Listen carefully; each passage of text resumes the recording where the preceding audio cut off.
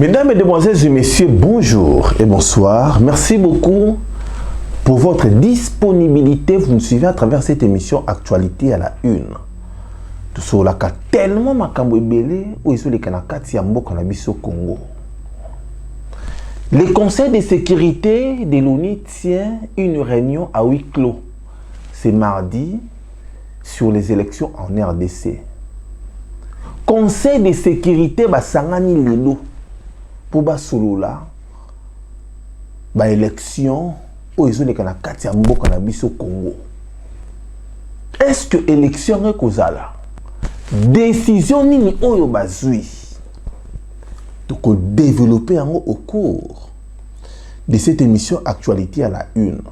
Martin Fayoulou et Félix Tshisekedi doivent s'unir pour la libération du Congo. Martin Fayoulou et Félix Tshisekedi, il faut basangana, bayokana pour libérer mboka na biso. Donc développer au cours de cette émission Actualité à la Une. Campagne électorale. Quel que soit Fayoulou, to Félix Tshisekedi, bato ebele bayaki kotala bango, koyoka bango. Intérêt ni population eza nango pour na kopesa confiance na Martin Fayoulou, to na Félix Tshisekedi. Donc développer au cours de cette émission Actualité à la Une. Le siège du PPRD saccagé à Chikapa.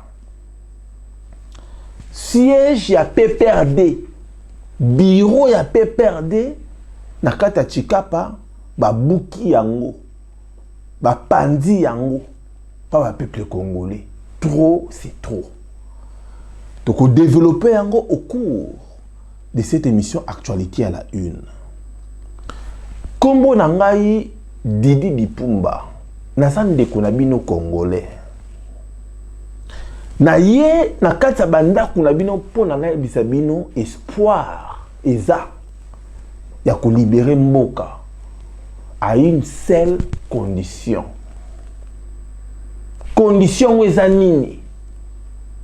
Pour te libérer mboka, mesdames, mesdemoiselles et messieurs, makambo eza ibele otokosola na kati ya mboka na biso Congo. Na tikeli bino ba annonce après tozonga pour te développer. Merci beaucoup. Vous souhaitez investir, vous souhaitez qu'on s'occupe de votre entreprise. BDDS, nous sommes un cabinet de conseil en gestion des affaires. Nous nous occupons de la gestion comptable, de la gestion financière, gestion des ressources humaines, de la trésorerie, mais également de tous vos investissements.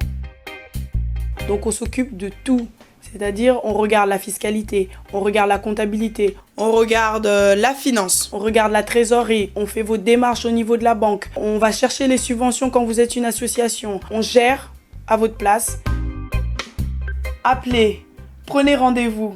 BDDS veut apporter la sécurité aux entrepreneurs sur le sol africain, européen, avec pour souci votre enrichissement.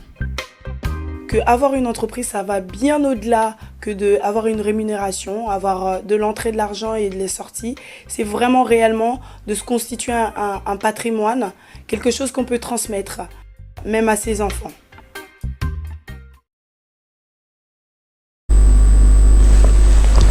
Des retours dans notre plateau de congofrance.com.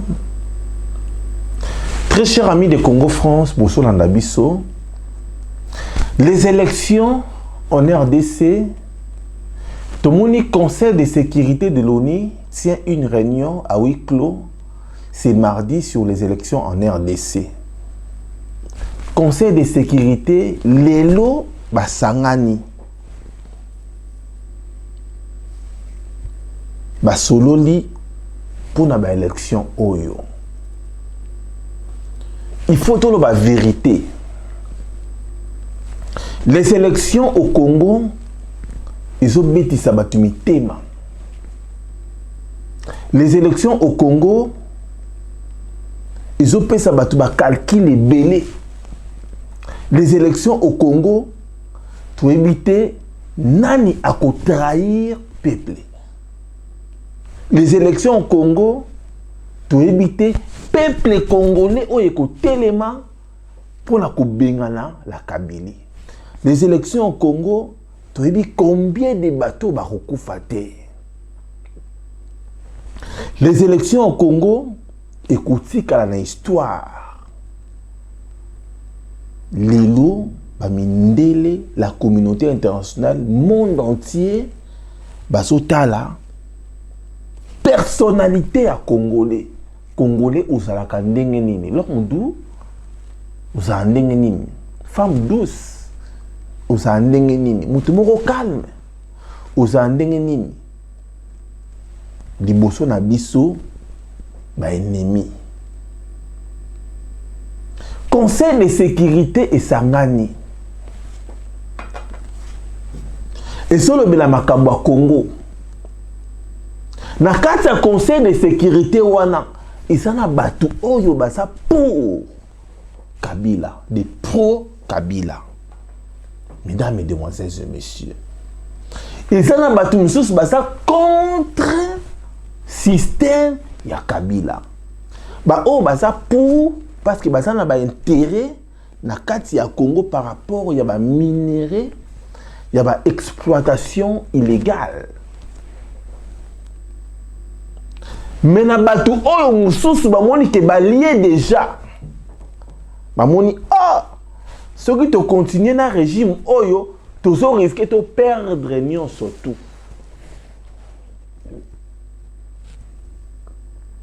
Solution nini oyo bango ba vandeli. Mesdames, mesdemoiselles et messieurs, il faut Congolais oye bayango.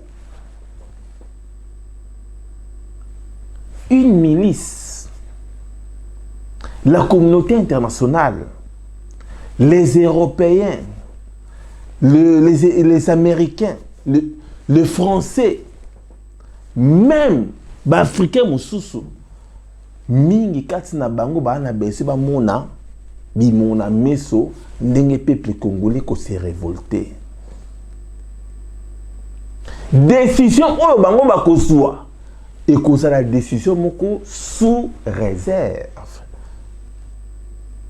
Ça veut dire que la communauté internationale bango ba ko agir ce qui peuple télémi. C'est ça idéologie na bango. Ce qui peuple est là lipongi. Ce qui peuple est ça distrait. Na ndenge ba élection ekozala. Chadar Abimi, peuple réagit na ngote la communauté internationale ekoloba ni O ni A ni Z. Eko valider décision ya Corneille Nanga par rapport à la publication de l'élection. C'est ça la communauté internationale. Alors, la communauté internationale, bakoya, ko réagir sur le peuple télémi, bango bako soutenir peuple pour dire que voilà les peuples, ba télémi, trop c'est trop. C'est ça, j'ai à la communauté internationale. Ce qui Kabila a fort a réussi à sa peuple, communauté internationale Simaya Kabila. Ce qui peuple est fort et réussi à la régime ya Kabila, la communauté internationale est derrière la population congolaise. C'est ça stratégie na bango. Ba réunion oyo bazo sala en huis clos. Et ça pour maintenir une stratégie moko boye. Oh non, tu es bisabino. Donc ça un devoir moko. Un devoir, c'est une obligation. Oh il faut Congolais à ça là. Na kala tant autant à ba classe, ba pesi bino le devoir na classe. Il faut tant ozongi na ndako. Avant au lala, il faut ça la devoir na yo. Ba parents bazo beto fimbu, bazo beto bigogo balobi, il faut ça la devoir, c'est une obligation.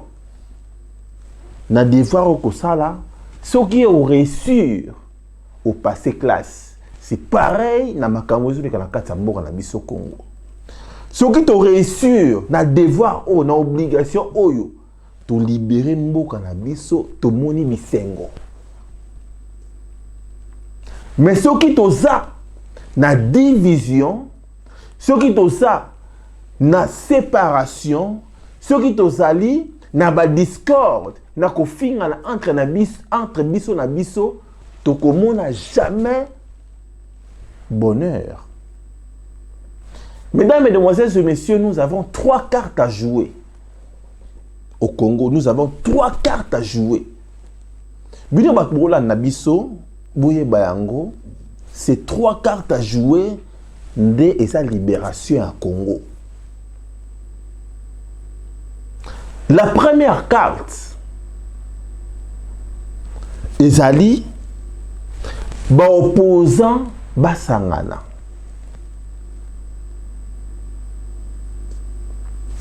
Nous avons besoin de tout le monde à Félix Tshisekedi na Martin Fayulu basangana. Attends na podium moko. Tout na vidéo moko bango mibale. Ba yibisa peuple. Bon voter biso ba opposant. Tout ça bon moko.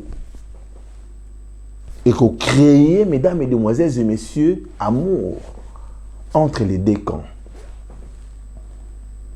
On a première carte, unité de nouveau de l'opposition. Deuxième carte, mesdames, mesdemoiselles et messieurs, unité de la population. Ce qui peuple ça uni. Peuple sangani, même si Conseil de sécurité, tout ça, la stratégie nango, ce qui peuple télémi et que bouleverser va donner. C'est ça, mesdames, mesdemoiselles et messieurs. Deuxième carte pour libérer notre pays. Les peuples, il faut ba sangana. Les peuples, il faut ba yokana. Tout ça, on a besoin de peuple oyote, ça ba tout ba sentiment. Ba peuple oyote bazo soutenir kaka Félix Tshisekedi baboyi Martin Fayulu. Toi na besoin ba peuple oyote bazo bois qui Martin Fayulu bazo soutenir kaka Félix Tshisekedi. Non, nous devons être des réalistes. Être un réaliste et ça comment on a la réalité actuelle. Il y a makambo zo le kana kata mboka na biso Congo. Félix Tshisekedi de lui-même a libéré Mboka Wanate. Il a besoin de Martin Fayulu pour libérer Mboka. Martin Fayulu de lui-même a libéré Mboka Wanate. Il a besoin de Félix Tshisekedi pour tout ça la dio séquentiel pour libérer Mboka Nabiso. Mais quand les peuples sont divisés, pour na ba sentiment moko ki fanatisme moko o ba luba ba ko pouvoir na mboka wana te, c'est la médiocrité. Quand les peuples sont divisés, que le ba ke bato bandundu ba ko mboka wana te, c'est la médiocrité. Et ça ki bondoki, ki bozoba. Mwana mayele a ko soutenir les opposants.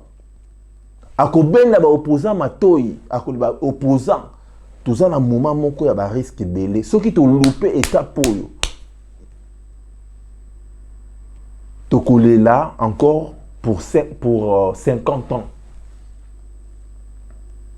Nous sommes obligés de soutenir les opposants, mesdames, mesdemoiselles et messieurs.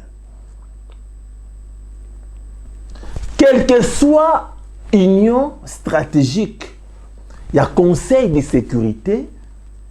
Conseil de sécurité, bah, ça va Congolais. Le Congo appartient aux Congolais. Le Rwanda appartient au Rwanda. La Belgique appartient à la Belgique. La France appartient aux Français.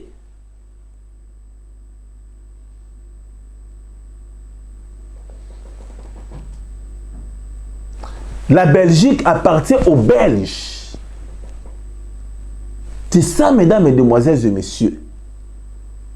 Nous sommes obligés de comprendre que mboka na biso soki eza libéré te. Yo mutoza na poto okolala na kimia te. Okolala na kimia te. Tout le temps okoluka o consulter Didi Dipumba lobi nini. O consulter mututé la lobi nini.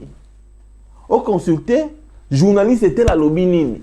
Ça veut dire que bokomi n'embarras de choix. Vous avez battu qui sont des vrais et qui sont des faux. Alors, message, on a eu Sabino. Et ça par rapport, il y a réunion stratégique, il y a uni. Bato oni oyo bosomo na batinda ba milice na bango depuis 2001 21 000 casques bleus ti lelo changement exacté. Ça veut dire que nambatu ya communauté wana nambatu ya oni wana baza ba complice ba servir régime en place. Mundele aza na position te. Mundele azoluka ba intérêt na ye. Lilo a comprendre que Kabila n'a plus de place au pouvoir. À comprendre que Kabila n'a plus de pouvoir au Congo. Qu'est-ce qu'il faut faire? Il faut créer des stratégies en sorte que soutenir le peuple, qu'on rejette Kabila et puis qu'on soutenir les nouveaux Oyakoya. C'est ça les stratégies Oyo Mindele Bazoutia au Congo, mesdames, mesdemoiselles et messieurs. Les Mindele Wana, la communauté internationale, ils sont là pour ses intérêts. Ils ne sont pas là pour des Congolais. Mais ils sont derrière Mouto ya Kolonga. Si aujourd'hui la Kabili Balongi, Yakobouma, peuple, ils sont derrière eux. Ils seront derrière eux. Mais ceux qui peuple telemi et Bengani Batouana, et même la communauté européenne, la communauté internationale, voilà, ils seront derrière, il sera derrière les peuples. Très chers amis de Congo France, mesdames, mesdemoiselles et messieurs, Martin Fayulu et Félix Tshisekedi doivent s'unir pour la libération mboka na biso Congo. Boyebi to souffrir mingi, to kufi mingi, bobo sanangote, bo se karaté. Ba bomi biso ebele, ba bomi ba congolais ebele. Ba cheli biso poison, ba bomi biso na minduki, ba bomi biso na ba prison, ba bomi biso na sorti nyonso tu ya kokufa. Il faut faire révolter Congolais. Martin Fayulu to Félix Tshisekedi, il faut y baquer ndenga zawana. Ils sont obligés à yoka souci à peuple. Martin Fayulu to Félix Tshisekedi, il faut y aller baquer azolukara intérêt à peuple et non intérêt à individu. Ce qui Martin Fayulu azobunda pour l'intérêt ya batu oyo bazana sima mokongo na ye azo sala erreur. Pour batu wana baza batu bakoyi ko tika ye ko sundola ye bakolo bakino olongi te toke na biso pa mutu alongi. C'est ça, mesdames, mesdemoiselles et messieurs, la politique congolaise. Martin Fayulu, il faut y bayango. Bazobenga est soldat du peuple. Moi, je les reconnais. Que Martin Fayulu a Bouna Bitumba. Sincèrement, pour la mboka na biso. Na mona ba vidéo, na sola na ye, na tourner ba question. Moi, Didi Dipumba. Na sola ni pendant 30 minutes, na tourner ba question à répondre. Natala ba réalité belé au Makambouya Sala, na mona que Martin Fayulu c'est un vrai soldat du peuple. Mais faut que bayango Martin Fayulu va profiter na ki soldat nae ba tché di bosso. Quant à Martin Fayulu loko la tanga classe à sala mathématique, à sala biochimie, à sala physique, aye ba formule nini oyo bande ko utiliser na physique, formule oyo bande ko utiliser na biochimie, formule oyo bande ko utiliser na mathématique pour na koluka solution à problème. C'est ça, mesdames, mesdemoiselles et messieurs. Martin Fayulu na Félix Tshisekedi va s'engager pour na libérer Mboka. Mais engagement na bango wana ba ko sepela ceux qui peuvent soutenir bango. Ceux qui va se sentir seuls ba ko nimate ko luka ba risque. Aujourd'hui, ils sont garantis parce que ba moni que peuple est en ciment. Ceux qui va simi Martin Fayulu, peuple est télémi. Ceux qui va simi Félix Tshisekedi, peuple est télémi. Le peuple va s'en ciment ya batouana. Ya wana ezobangi sala Kabili. Bon remarquer Mikolo yo. La Kabili ezo soutenir mingi Félix Tshisekedi. Bon remarquer. Donc ils savent pourquoi. Pourquoi ils ont soutenir Félix Tshisekedi? Pour s'aimer la confusion. Pour na ba Congolais balobake ah bon moni Félix Tshisekedi aza pour na FCC, c'est faux. Ah pour na FCCT. Et ça ma stratégie séquentielle. Et ça ma stratégie oyo okoyiko, ça veut dire que baso lingate ba kufa bango moko. Baso luka ba bouc émissaire pour na ba kufa na bango ensemble. Stratégie à FCC Zanini. Stratégie à la Kabylie Zanini. Qu'on soutenir l'opposant Missoussou, par exemple, Fachi, côté les Mela, Martin Fayulu Lamuka. Et puis quand le peuple, Bakomo Nayango, ils vont se dire quoi? Les Congolais vont se dire quoi? Voilà, Félix Tshisekedi a Liembongo. Or, à Liembongo, et sa stratégie, il y a qu'à manigancer. Et la stratégie, il y a qu'à distraire la population. Et ce qui, la même majorité présidentielle, le but qui va soutenir la Mouka, ils vont faire pareil cash. Ils vont diaboliser cash. Ils vont diaboliser Martin Fayulu, Félix Tshisekedi et Vital Kamerhe. Pour na bino ba Congolais boloba ke voilà batuana baliaka mbongo te. Pour na ko aider Martin Fayulu na Félix Tshisekedi, nous devons ya ko obliger bango basangana. Ko sangana, ça veut dire quoi? Na moment auto ko sangana ezaka raté que Martin Fayulu loba ke non. Félix Tshisekedi to ko voter yo. Non, tous les langotés, tous les latés que Félix Tshisekedi a l'obake, Martin Fayulu, Martin Fayulu, Bolanabiso, vous votez Martin Fayulu. Et que peut que ça là, possible, tout impossible. Mais et là qu'on dit, oh, bien sûr, que c'est la bango.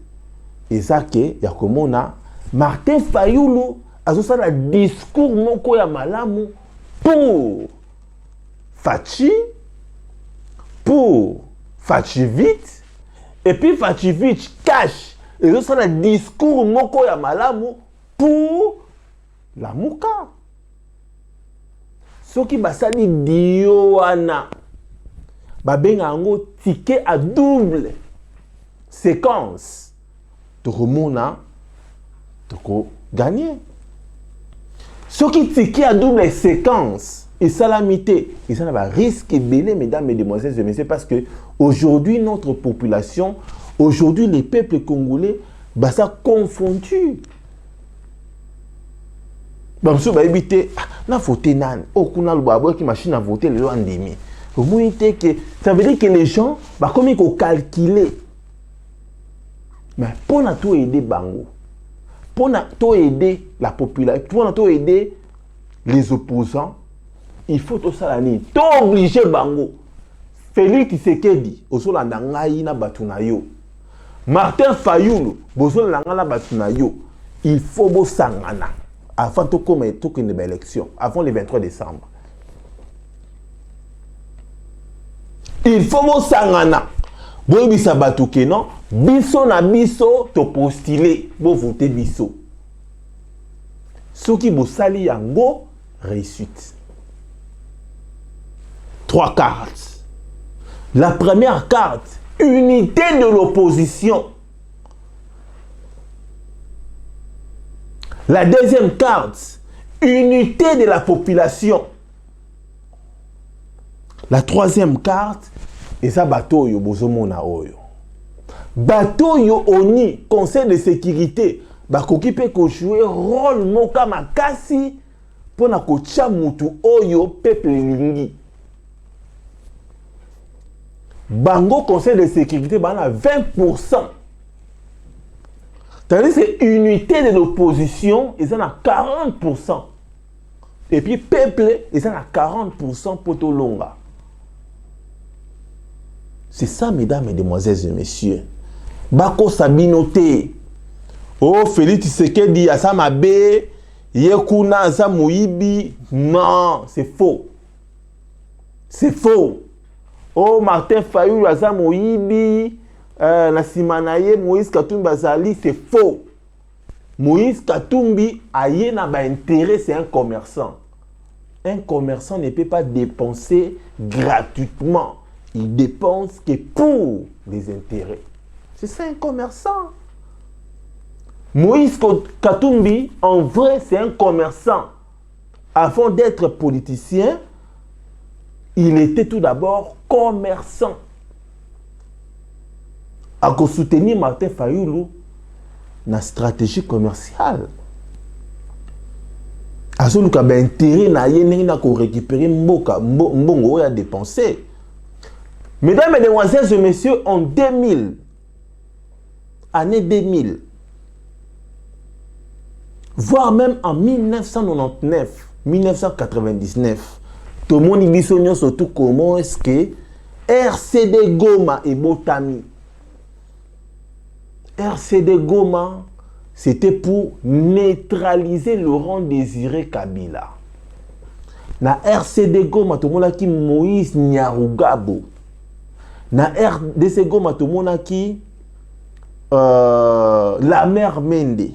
Na RCD Goma, tout le monde qui tout au bazin la carte à pouvoir les lots, te bédé bazin la carte ministre de la justice Alexis Tambwe Mwamba, à cela qui n'a carte RCD Goma. Ils ont financé pour faire chiter Laurent Désiré Kabila. Ils ont financé. Parce que ce sont des gens de businessmen. Ce sont des commerciaux. C'est ça, mesdames et demoiselles et messieurs. Ce sont des gens où ils ont pour intérêt. C'est pareil avec des Katumbi. Katumbi, dans le Biango, tout d'abord, c'est un commerçant. Il est là pour faire ses commerces. Avant, à la politicien, à le commerçant. À soutenir Martin Fayulu parce qu'il a dit que Martin Fayulu, ce qui a long, a commis président, Yé Moïse Katumbi a reçu poste tel. Et ça a intérêt, mesdames et demoiselles et messieurs. Alors, par rapport à Jewana, il faut boyer Bayango, Moïse Katumbi, Jean-Pierre Bemba, il faut bazongi samaye na bango na sima. Tala sima, zonga moto. Peuple souffrir. Peuple zolela. Ceux qui peuple en est l'ennemi, donc on a la reconnaissance na Moïse Katumbi. Il faut qu'on se le dise, mesdames et demoiselles et messieurs. Tout ça va être hypocrite. Hein? Parce que Moïse Katumbi a loué jet privé. Oyo Martin Fayulu azotambola lango, c'est Moïse Katumbi. Les gens Pierre même ont créé une stratégie et belé pour Martin Fayulu Batouba et belé. Azana pour intérêt. C'est ça, mesdames, mesdemoiselles et messieurs. Côté à cash, bah y a intérêt ni oyo bango bazo sala. Ce qui bazo sala yango pour un intérêt général. Mesdames, mesdemoiselles et messieurs, nous sommes obligés de soutenir bango. Mais si c'est pour un intérêt personnalisé, moi, Didi Dipumba, je ne suis pas là pour soutenir l'intérêt oyo bango na famille na bango. Non. Moi, je suis pour les peuples, je resterai pour les peuples. Je vais servir mon peuple. Dans le Bakango, je suis ni pour la majorité présidentielle, ni pour Kabila. Je suis ni pour l'opposition. Opposant au conseil la peuple, à la carte vision en Ngaï. C'est ça, mesdames, mesdemoiselles et messieurs. Batebele oyo bazolanda Martin Fayulu na Félix Tshisekedi. Il faut pas tout le monde batouana bazoba. Batouana na kati na bango tuzana ba docteur. Na kati na bango tuzana ba médecin. Na kati na bango tuzana ba militaire, tuzana ba généraux. Na kati na bango tuzana batwa mayeli makasi o ba leki ba opposant nyonso to na ba ba meeting. Mais ceux qui batouana bazoya na kati ba meeting na bino Boza bango bazoba te, boza bango batu oyo, ba ye pour na ba soutenir bino sincèrement. Peuple congolais, Yemoko, avec un vrai leader, Mboka sa libéré. Mesdames, mesdemoiselles et messieurs, talara population oyo, batelema contre Kabila, mais Mboka sa libéré. Dans 3 minutes. Kabila Kimi. Sa population oyo basimi minduki. Mais Kabila Rokima. Ce n'est pas quelque chose à réfléchir plusieurs fois. C'est la réalité, mesdames, mesdemoiselles et messieurs. Bon, ça peuple bazo baté. Pour le bi, bon, opposant ba ko trahir peuple. Non. Peuple yemoko. Le peuple, la population en elle-même. La population elle-même va libérer Mboka. Et surtout, ceux qui ont un vrai leader. Ceux qui ont le peuple téléma. Pour si mamindou qui toque ne bunda. Peuple côté téléma. Et puis qu'on peut la confiance. Mais moi, Didi Dipumba, et ça analyse nangai, et choté binoté. Nandenga na zomona. Toyebi mentalité ya ba opposant à biso. Toyebi mentalité ya ba homme politique congolais. Toyebi mentalité ya ndenge makambo ya bato ba fonctionnaka. Et là on sait ngabino peuple. Monika nde boza belé boye. Et ça déjà solution mingi. Régime mon côté. Et tu as là qu'on gagne devant peuple ya motindo oyo. Et c'est impossible. Régime mon côté, dictateur mon côté, à quoi que l'on a peuple et ça uni, et c'est impossible. Président mon côté, même Macron, tout le monde va gilet jaune, va télémi, va saccager, va barricader. Tout le monde commence qui Macron les lit. Régime mon côté, et que boto là, peuple. Mbokanae, et c'est impossible. Même si les Rwandais baza, les Rwandais, c'est un petit pays. Un petit pays, les Rwandais, ils ne sont pas forts. Les Rwandais n'est pas forts. Les Rwandais ne sont pas forts. Les Rwandais, baso ko attaquer biso, na ba minéré oyo bango balia depuis 21 ans. Mbongo wana nde basangisi yango pona kosoma minduki. En vrai, il y a personne qui sont derrière eux. L'Ouganda pareil, il y a personne qui sont derrière eux. Même la Chine. Mesdames, mesdemoiselles et messieurs, approchez les Chinois bisayo. La Chine et Kindarate que na bateau va souffrir, bango baya soutenir ba rebelle non. Voilà la histoire à Chine. La Chine, elle était aussi occupée par les Japonais. Par les Japonais. La Chine a été occupée.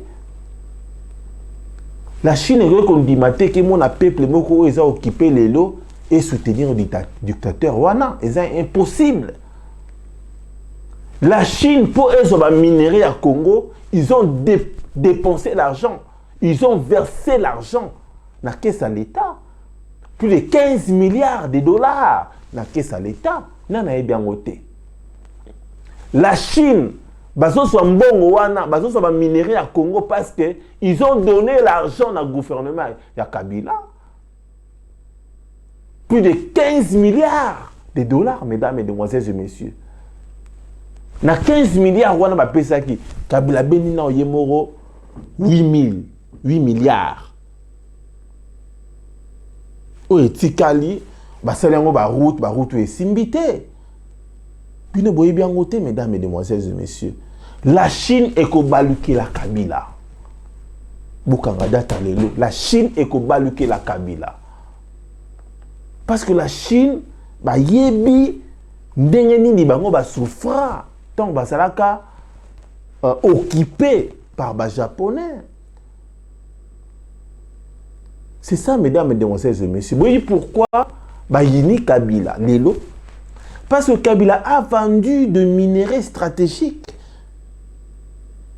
A teki ba matière où ils ont ça la bombe nucléaire. Où ils ont ça la bombe Hiroshima. Où ils ont ça la bombe Hiroshima. Kabila a teki ba matière wana. A teki liango ba na Corée du Sud. La Corée du Nord. Les Corée du Sud était les Melaka, États-Unis. Corée du Nord, un peu pareil. Les Américains ne vont jamais accepter que les pays comme Liboso na Bango. Aujourd'hui, l'Amérique, c'est la tête du monde.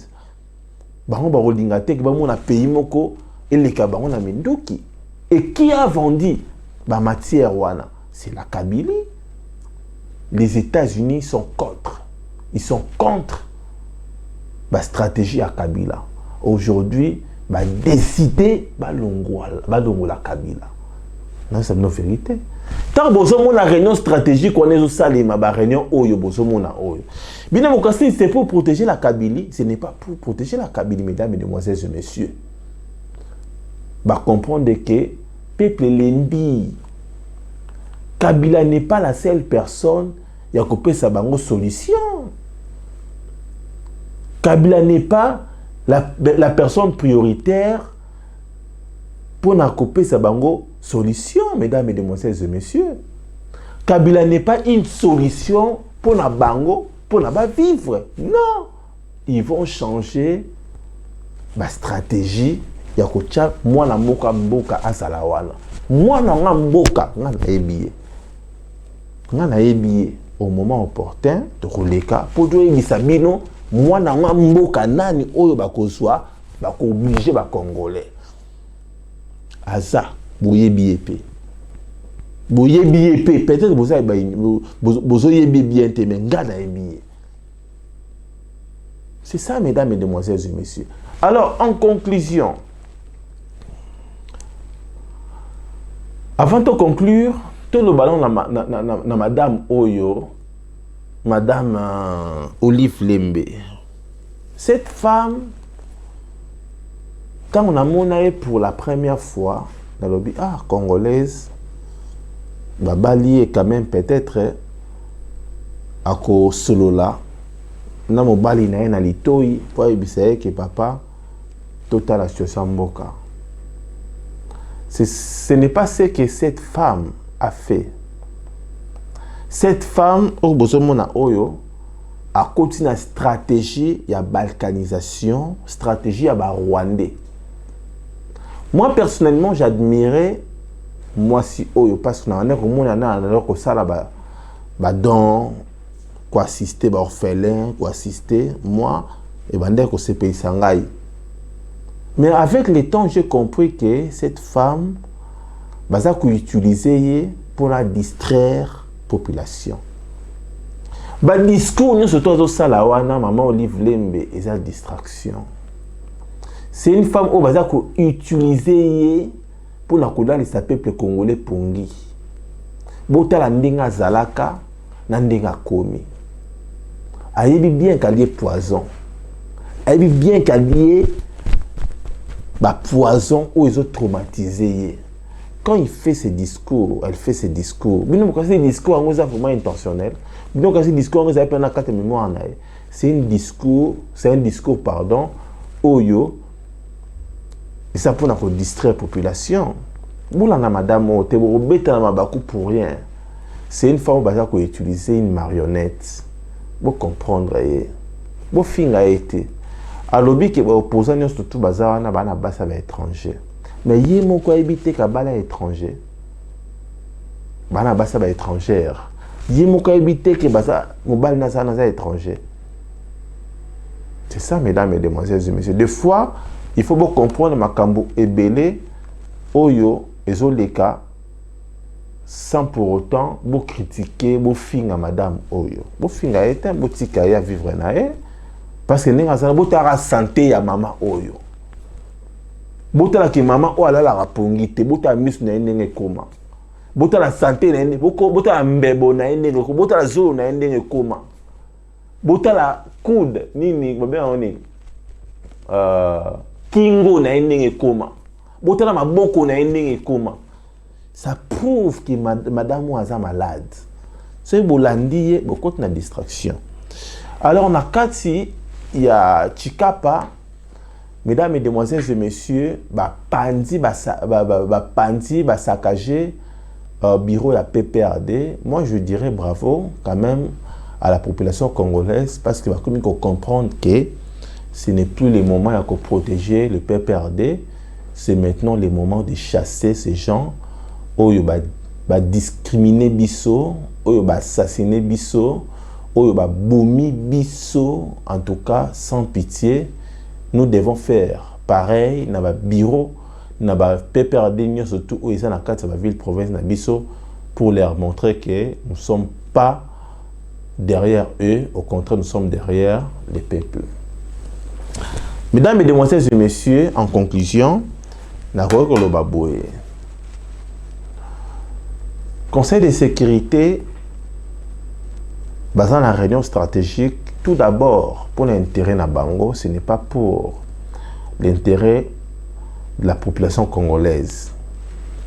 De deux, Conseil de sécurité, Balingi, comment dirais-je, se soigner, la blanchir. Alors, qu'est-ce qu'ils vont créer? Ils vont créer, il y a la solution Moko, il y a la transition Moko, avec ou sans Kabila. Ce qui transition en Ezate, il y a la formule, il y a 1+4, Jean-Pierre Bemba la vice-président encore, Félix Sekedi de nouveau vice-président, Moïse Katumbi pareil, c'est pour juste pour Nakoluka Kabila Azala, on a pas ce Kabila zo servir bango mieux à Tsekedi bango 99%, il y a intérêt dans le Congo. Alors mesdames, mesdemoiselles et messieurs, peuple, ceux qui se soulevé, ceux qui étaient ennemis, pour libérer Mboka.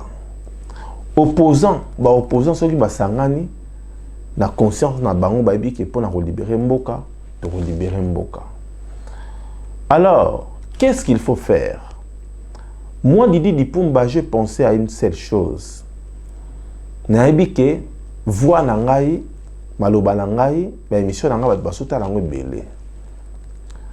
Alors, ce qui Félix Tshisekedi et Martin Fayulu basangani, basali ata vidéo moko oyo bazoloba ke bo voter biso bato ya diaspora, bato ya opposition pardon, et ko créer quand même eloko moko ya bien oyo ko faciliter ba congolais o bazaki diviser ba comme unis. Parce que les lots, il faut qu'on se le dise. Et loko ezo kabola biso, et ça parce que bah monsieur Subasa trop fanatique a Félix Tshisekedi trop fanatique à Martin Fayulu.